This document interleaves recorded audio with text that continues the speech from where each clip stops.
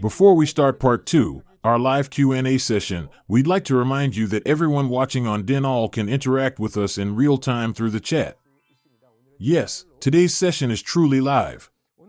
Feel free to leave your questions about clear aligner treatment, and we'll answer them right away. We'll also be giving away Starbucks coffee coupons through a random draw. And at the end of the session, we'll select the best questions, and Dr. Lee and I will send a cute Vusen Music Tiger Dental Care set to the winners. We look forward to your participation. Alright, let's take a look at the Denall live chat. We've had a lot of viewers checking in during the broadcast. Most of the comments seem to be that they have checked in. Oh, and Dr. Lee, someone just said you're really handsome. Actually, it said both of us are.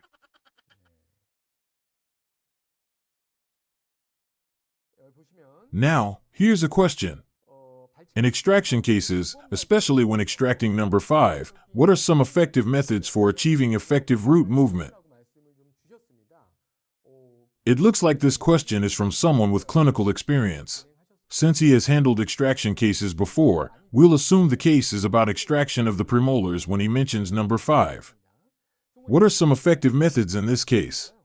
Actually, when extracting number 5, both the posterior and anterior teeth tend to tip significantly. Personally, I usually attach a lever arm to the cervical area of the tooth. This is a ready-made bonding type lever arm hook. If not, we can also bend a wire using 016 or 022 SS wire, attaching hooks to the adjacent teeth. The goal is to place the hooks as close as possible to the CR point and attach additional elastics. Of course, it will be a case-by-case scenario. But in general, power arms are the most commonly used.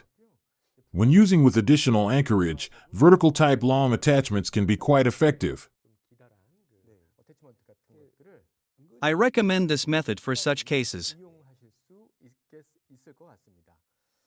Let's move on to the next question.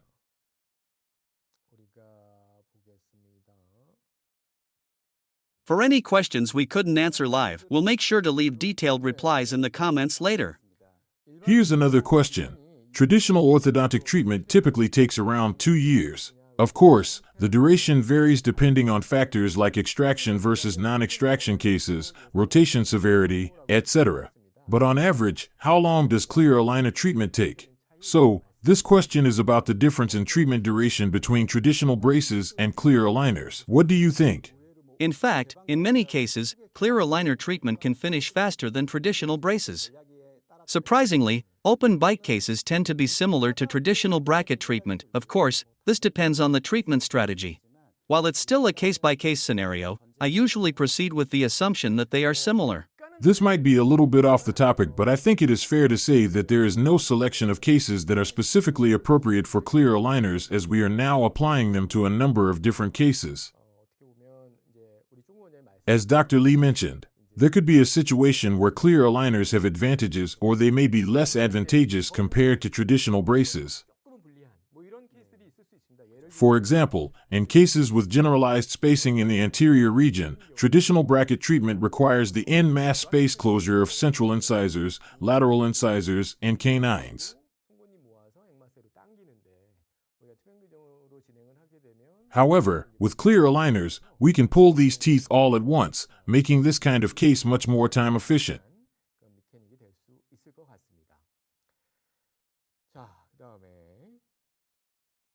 Next question is quite long. As mentioned earlier, during clear aligner treatment, the bite block effect can be an advantage in open bite cases in the posterior region. In this case, should we expect the occlusion to naturally settle once aligners are removed, or should we actively use elastics to ensure proper occlusion? I actively try to ensure proper settling. I sometimes set up the aligners again to achieve better occlusion. Personally, I prefer to take a proactive approach before completing treatment rather than just waiting for natural settling. We're getting a lot of questions about finishing and detailing. Yes, I agree. I also take a similar approach. First, we often go through a refinement stage where we intentionally apply more detailed adjustments from overcorrection perspective. Second, in some cases, I actually trim the aligners in the posterior region and use elastics to guide the occlusion effectively. So, I actively use elastics to finalize the occlusion before completing treatment. Now, moving on to retainers after treatment. Actually, we received quite a lot of questions. Honestly, we were a bit worried at first. What if no one asked any questions? But thankfully, we've received plenty. Here is a question. Is there a guideline for how long retainers should be worn to prevent relapse after treatment? This is actually relevant to both traditional orthodontics and clear aligners. We also covered this topic in a previous session, so I'd recommend checking out that video for more details. But to add something specific about open bite cases, I personally find that maintaining retention in open bite cases is extremely challenging. The same goes for spacing cases. For open bite cases, I usually provide a circumferential retainer with a hole in the palatal area to regulate tongue function. I also recommend a longer retention period with more frequent follow-ups. Now, here's a similar question. After correcting an anterior open bite, doesn't it tend to reopen over time? It does. Of course it does. But personally, I think about it this way. How do we typically manage this in bracket treatment? We use Meow-Place mini screws and basically do everything we can to control the bite. Based on my experience and also from the mechanical perspective, aligners have bite block effect as mentioned earlier and allow for slight movement of individual tooth like Meow treatment.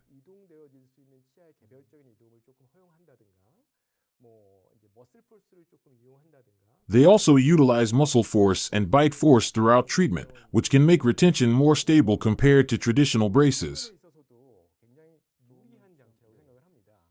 Open bite cases require precise diagnosis. If we try to correct the open bite only through anterior extrusion, the risk of relapse can be significantly high.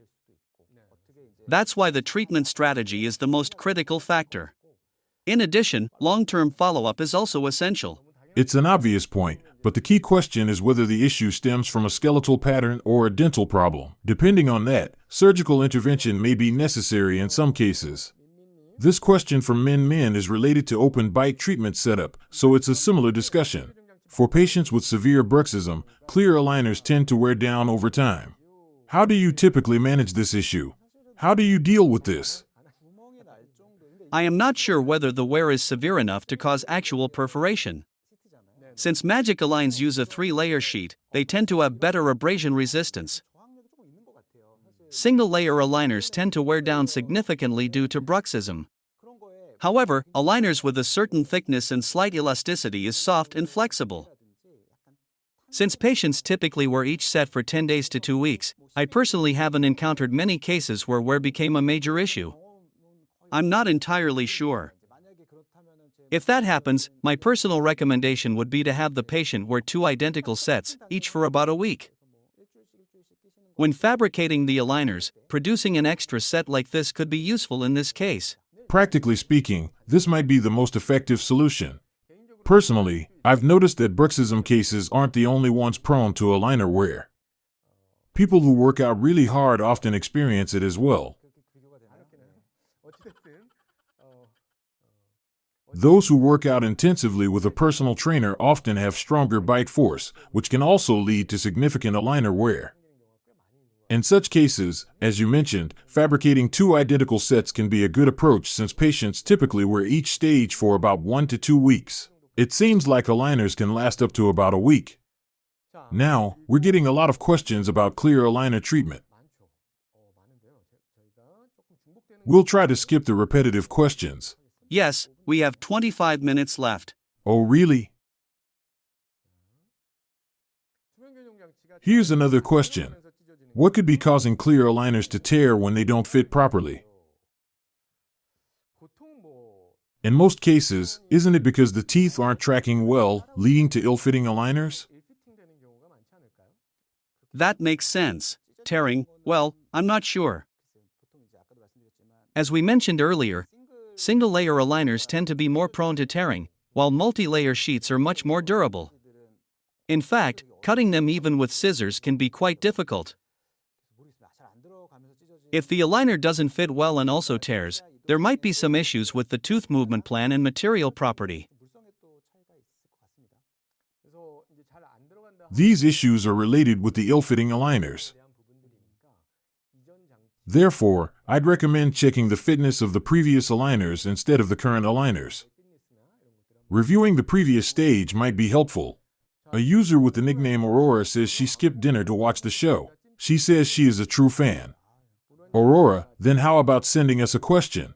Maybe we can get you something. Anyway, looking at one of the earlier questions, there doesn't seem to be a clear guideline on how often aligners should be replaced.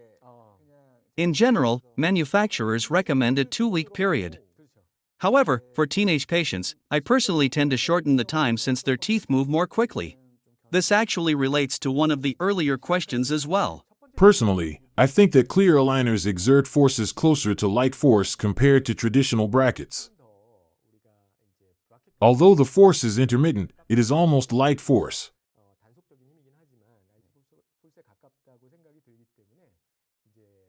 That's why, for younger patients, I've seen cases where they receive 36 to 40 aligners. If the treatment is extended, I sometimes have patients wear each aligner for just 1 week and monitor their tooth response.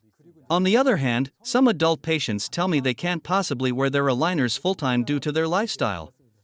For those patients, I go with longer time per aligner, sometimes 3 to 4 weeks. By the way, why don't you say something to Aurora? Right, thank you, Aurora. Don't skip the meal. You can have dinner while watching the live. Now, we have another question about aligner replacement criteria. Looking at it from a slightly different perspective, you should closely monitor the aligner progression from aligner 1 to aligner 2 and aligner 3, checking how well the teeth are tracking. Generally, if you see that the teeth have moved about 70 to 80% of the expected movement, I personally think it's time to move on to the next aligner.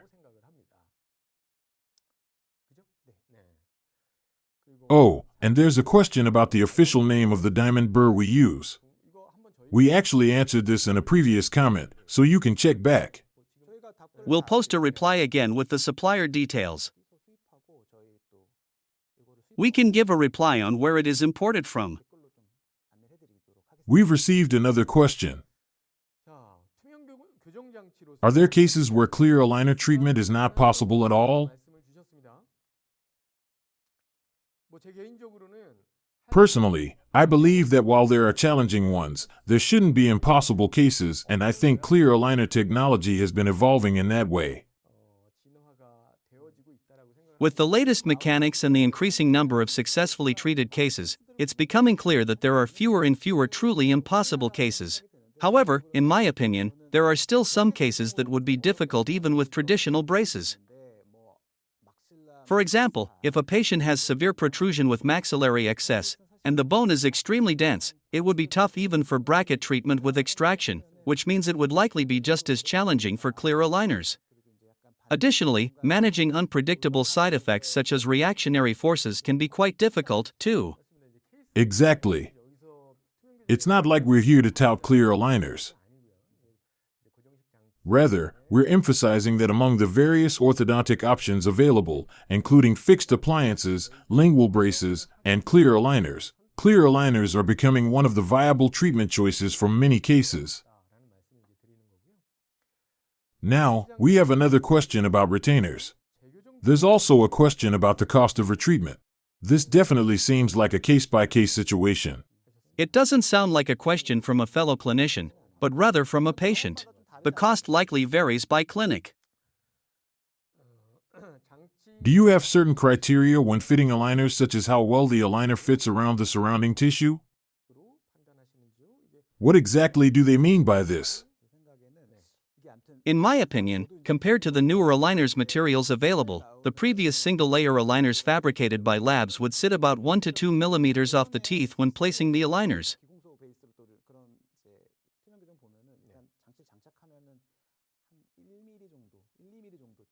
So I think this question is about fitness issue of forcibly pushing aligners in. But with recent aligner materials, they now fit perfectly with teeth from the initial placement stage.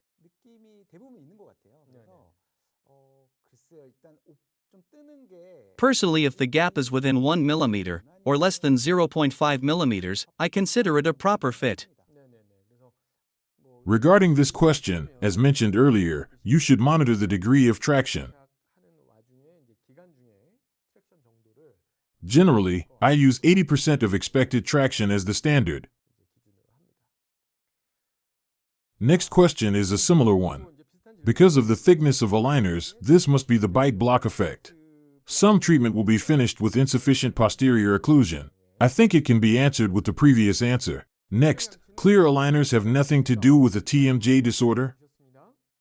From a research and academic standpoint, we would have to say that there is no proven correlation between clear aligners and TMJ disorders. I actually reviewed journals on this recently, and there aren't many studies yet. There must be some studies focusing on removable clear aligners in TMJ disorders, but the volume of research is still quite limited. Even when reviewing the available literature, the evidence remains insufficient, and there isn't clear, definitive data on safety in this regard. The relationship isn't entirely conclusive. That's why, in my opinion, being thorough in checking the history matters here. This isn't just about clear aligners. Even with traditional braces, if a patient has a history of TMJ issues or certain risk factors, they may experience complications during treatment. That's true. And typically, when looking at facial profiles, patients with a slightly retroussed chin, considered as Class II malocclusion case, may not show symptoms during diagnosis. However, in some cases, the condyle may have resorbed to some extent, which can go unnoticed until treatment progresses. Suddenly, the jaw retracts, leading to what we call COCR discrepancy. It's also referred to as CRMI discrepancy. The most concerning cases are when the bite opens unexpectedly, causing the mandible to rotate posteriorly. Yes, that's the real risk. This isn't necessarily a clear aligner-specific issue, but as Dr. Lee mentioned, when performing orthodontic treatment, it's crucial to thoroughly review the patient's history, facial profile, and overall diagnostic factors. Now, let's talk about important considerations and tips for clear aligner consultations. Let's share a good tip one by one. For me, the most important factor is patient cooperation. That's right. The key question is whether this patient actually wear the aligners properly or not. Some patients have a very busy lifestyle or frequent company dinners, making it difficult to consistently wear aligners. So, the first and most crucial factor in clear aligner success is patient cooperation. Definitely, and this is a slightly different point, but as we've mentioned before, it's always better to communicate with patients in advance. If some concerns are mentioned after treatment, it can lead to complaints and dissatisfaction. For example, in clear aligner treatment, posterior teeth are often moved slightly posteriorly to create space.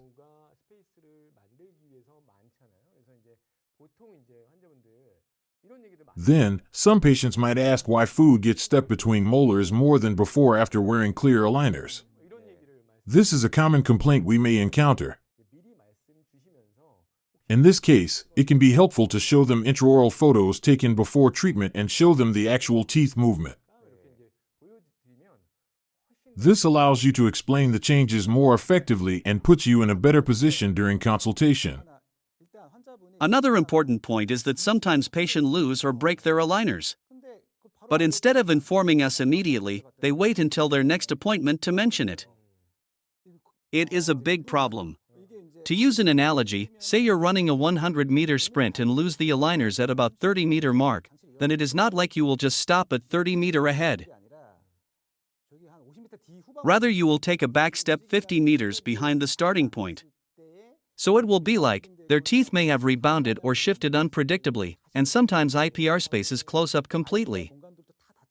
So, the most important factor is patient cooperation, and another key point is that if an aligner doesn't fit properly or gets lost, patients should contact us immediately. Also, when moving on to the next aligner, patients should keep their previous aligner for at least a month just in case necessary. That's a really important point. If a patient loses an aligner, they should wear the previous aligner or next aligner and visit the clinic immediately. I think this is a very important point in aligner treatment. Some patients like to keep all their aligners as a memento. I've even had patients who keep their aligner number 1 and all the way to the last one. But honestly, there's no need to keep every single aligner.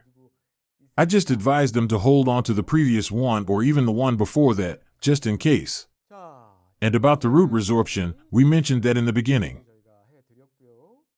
If an attachment falls off during treatment, do you reattach it with the template or use the current aligner the patient is wearing? So, that's the question. This should always be done using the template.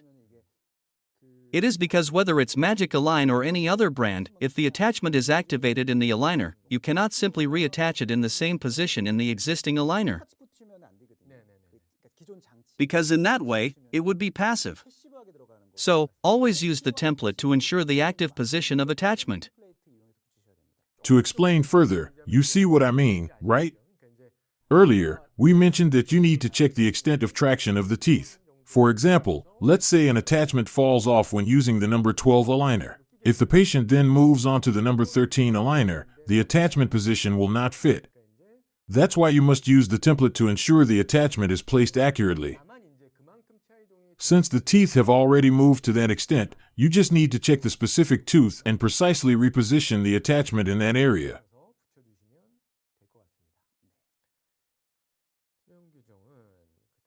We actually covered retainers in a previous session, so it would be great to check that episode for more details. Personally, I always use fixed retainers. Yes, I also heard that Magic Align is planning to release a transparent retainer with high antimicrobial and wear resistance in June. I know some versions are already available, but I heard just a few days ago the official launch is scheduled for June. Yes, that sounds great. But what if it is damaged? Isn't it expensive? I'm not sure. Lately, there seem to be a lot of discount promotions going on. If the material improves, there will likely be more options available, right? When patients go through clear aligner treatment, they often dislike retainers with circumferential wires. That's true. After wearing clear aligners, suddenly switching to a wire retainer can feel uncomfortable for some patients. However, as we mentioned earlier, for cases where patients have strong bite force, bruxism, or do intense workouts, even retainers can fracture over time. In such cases, I personally don't reorder a new one. Instead, we sometimes scan and fabricate a new retainer directly from our clinic. This might be a slightly different topic, but I do think that wearing a retainer that fully covers the occlusal surface for a long period could lead to some side effects. So, while I do recommend clear retainers for the first few months, in the long run, I still prefer to have patients use a removable retainer, at least for nighttime use.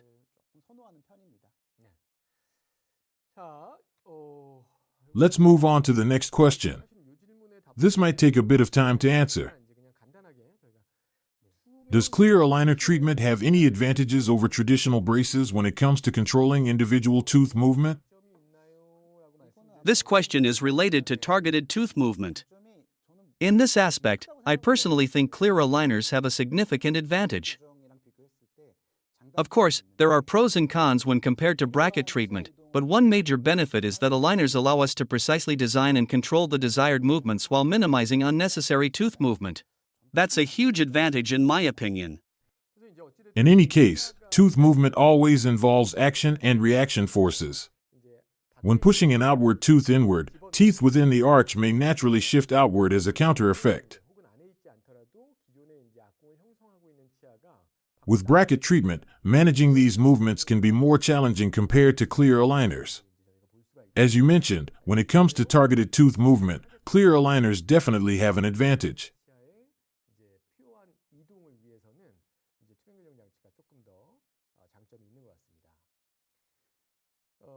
This seems like an important point to highlight. It is more about how we plan and submit cases, whether it's Invisalign, Magic Align, or other dental labs. When sending a clear aligner case, do we also need to specify the position of resin attachments? Some people might worry about this, thinking that it is too much work. What do you think? Personally, I trust the manufacturer. For example, I typically go with the standard attachment position. However, if significant root movement is required and the standard method isn't sufficient, then I make specific requests when placing an order. This includes customizing the attachment position or design. But in general, for most cases I just follow the manufacturer's routine protocol. There's no need to worry too much about this. When placing your initial order, you don't have to overthink it. Just include a routine clinical comment along with your request. As mentioned earlier, the attachments will be placed based on the standard protocol, so you can simply follow the setup as explained by the manufacturer. In any case, just like with bracket treatment, the more you work with clear aligners, the more you'll start to learn patterns. I mean, you'll gradually develop a sense of which strategies work best and where attachments should be placed. Now, we have another question from the same person. Is it possible to move the posterior teeth distally? If so, how do you do it? We actually covered this in part 2 of our clear aligner lecture. So, I recommend checking that session for further explanation. Next question is for adults with an open bite. Is 2-jaw surgery necessary? This seems like a case-by-case situation. But the diagnosis is key. That's right. As mentioned earlier, from a mechanical perspective, clear aligners have some advantages when it comes to utilizing muscle forces and bite force. Now, next is a simple yet tricky question. Wizza asks, how would you compare Magic Align and Invisalign? I actually got this question when I gave a lecture in Daegu last time. What was your answer back then? It really depends on the clinician and the specific case. Personally, I don't compare the two brands for the same cases. Instead, I simply share various clinical cases separately for Magic Align and Invisalign. However, if I were to share my personal opinion, I'd say that for some easy cases, especially for those starting out with clear aligners, there isn't a huge difference between Magic Align and Invisalign.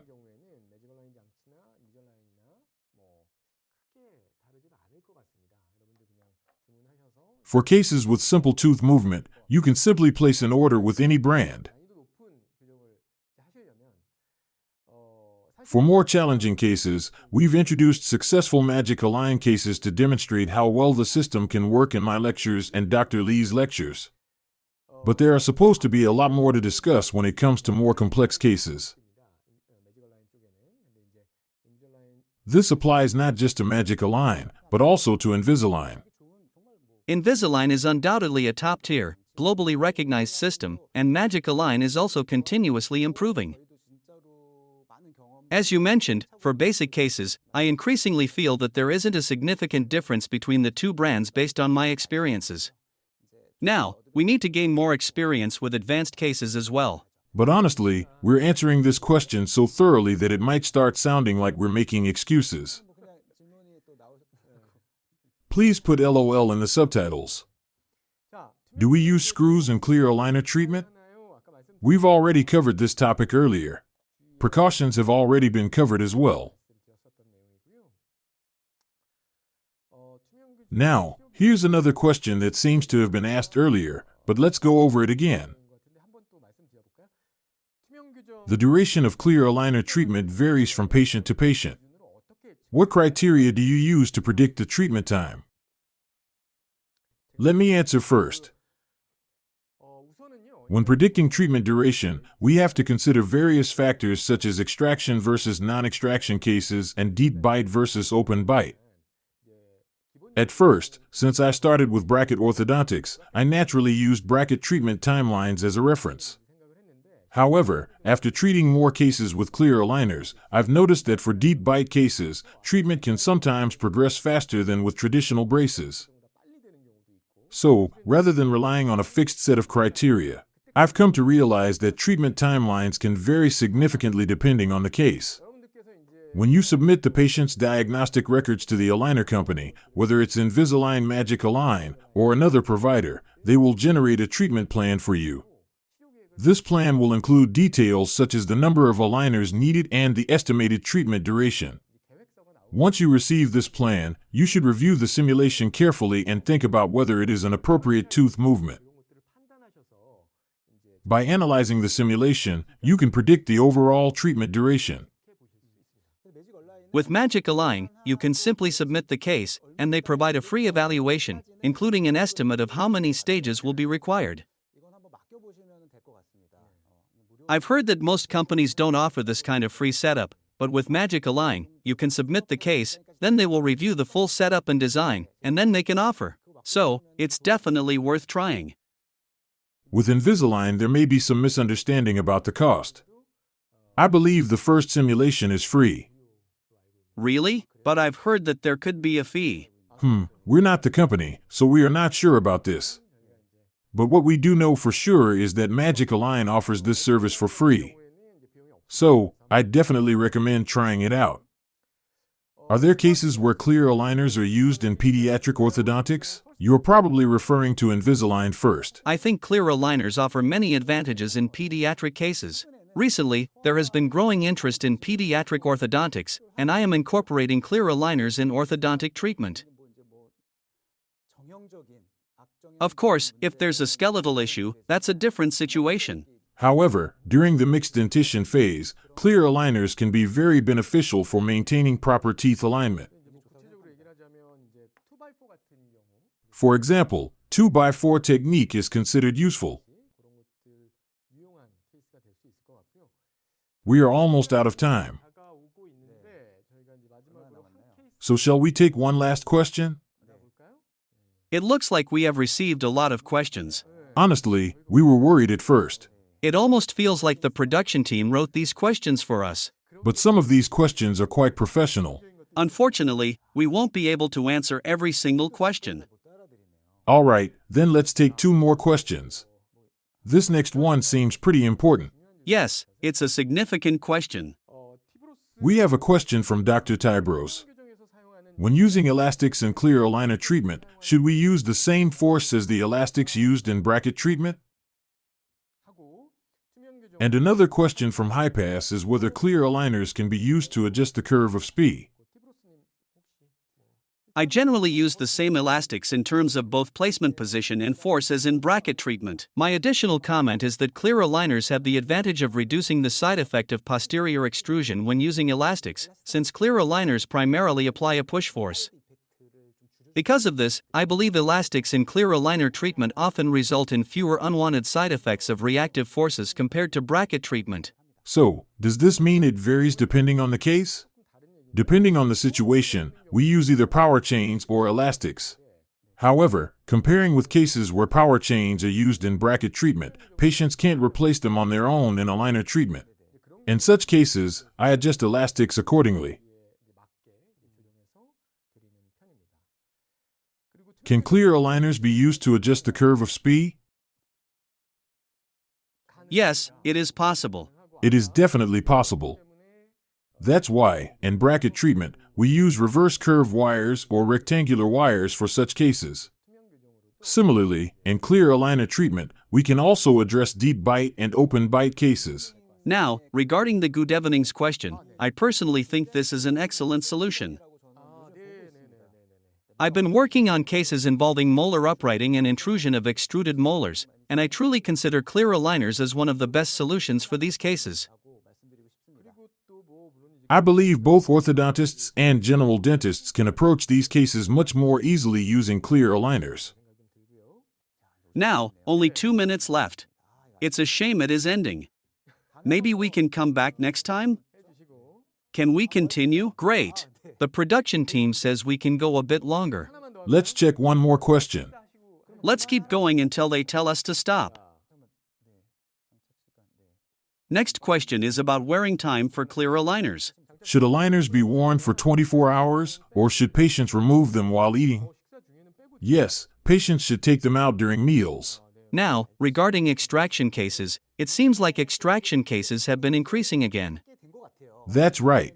I used to be skeptical about extraction cases, but recently, I've seen more cases with good outcomes, which has changed my perspective.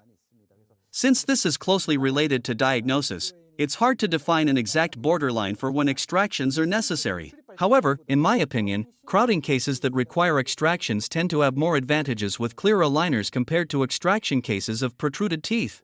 We've already covered open bite cases, so let's move on. Next question is about fluoride varnish application. For preventing cavities during orthodontic treatment, I provide fluoride varnish application at every visit when performing IPR. And if a patient comes in for an appointment and there isn't much to adjust, I sometimes apply it as a complimentary service. Are we almost done? Ortho Genie commented, "Time flies. Looking forward to the next lecture." If there are any unanswered questions, we'll make sure to respond to them as well.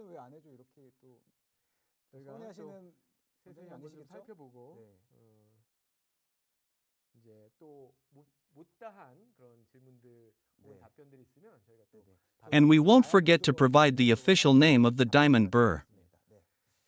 Thank you so much for your enthusiastic participation. We came back in 5 months and we truly appreciate your incredible attention. Unfortunately, due to time constraints, we'll have to wrap up here. If we couldn't get to your question today, feel free to leave it in the comments and we'll do our best to respond there. Now, Dr. Lee, shall we pick the best question? Do we really have to? This feels like a lot of pressure. I wish we could give a prize to everyone. But if I had to choose, I'd go with the question about important precautions for patients, especially regarding loss and damage of aligners. This is such a crucial topic that might seem obvious, but it's actually something we can easily overlook. Since it's an issue that every clinician should emphasize during consultations,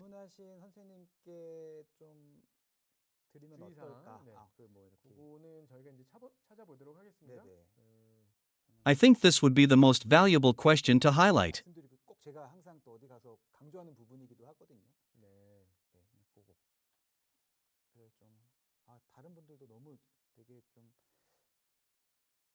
Let's find out who asked this question. How about you? I've decided to select Dr. Good Evening as the winner. His question about using clear aligners for MTM and prosthetic treatment was really insightful.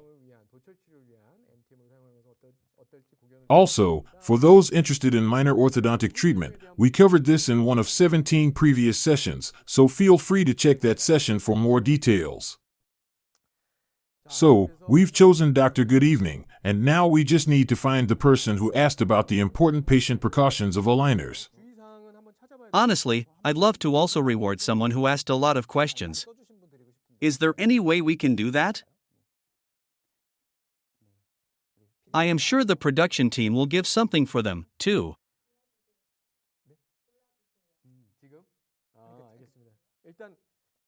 And for now, let's congratulate Dr. Good Evening. And we've just found the person who asked about important patient precautions.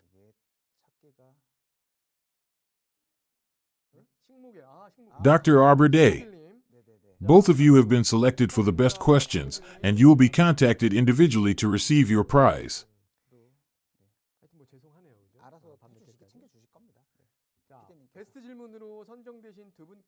The coffee coupon winners will receive their prize notifications via text message tomorrow.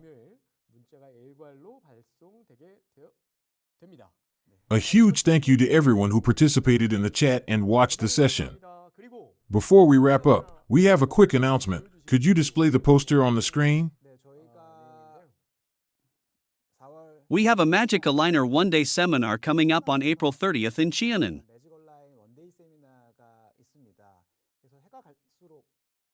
Each year, we see more and more interested doctors attending, so we're continuously updating and refining our content to bring you the most valuable insights. If you'd like to join us, just scan the QR code to access the registration page, and we'll provide you with detailed information.